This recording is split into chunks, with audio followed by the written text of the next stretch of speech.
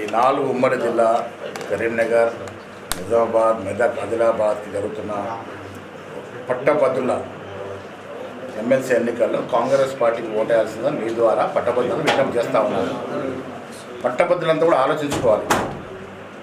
రాష్ట్రంలో కాంగ్రెస్ పార్టీ అధికారం రాగానే 56,000 ఉద్యోగాలు ఇచ్చిన ఘనత, ఇంకా కూడా ఖాళీలన్నీ ఎన్ని ఉన్నాయో అన్ని భర్తీ చేసే బాధ్యత కూడా మాదే.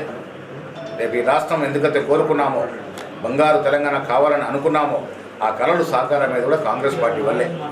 ఇలా బీసీలకి 56% రిజర్వేషన్ ఇచ్చి బీసీ రాష్ట్రంలో 56% ఉన్నారని అఫీషియల్ డాక్యుమెంట్ ఇచ్చిన ఘనత కాంగ్రెస్ పార్టీది.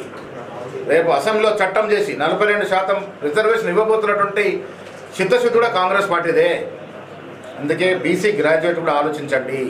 మీ ఓటు పాడు చేసుకోవద్దు. గెలవని వ్యక్తులకు ఓటు వేయకండి. బీసీల్ని ఆదరిస్తూ అందలం ఎక్కిస్తున్నటువంటి కాంగ్రెస్ పార్టీకి ఓటేయాల్సిందిగా బీసీ గ్రాడ్యుయేషన్లు కోరుతా ఉన్నాను. ఇలా కాంగ్రెస్ పార్టీ ఎమ్మెల్సీ గెలిస్తే పట్టభద్రుల సమస్యలను కూడా తీర్చడంలో ముఖ్యమంత్రి గారు నేను సహకారం చేస్తాను.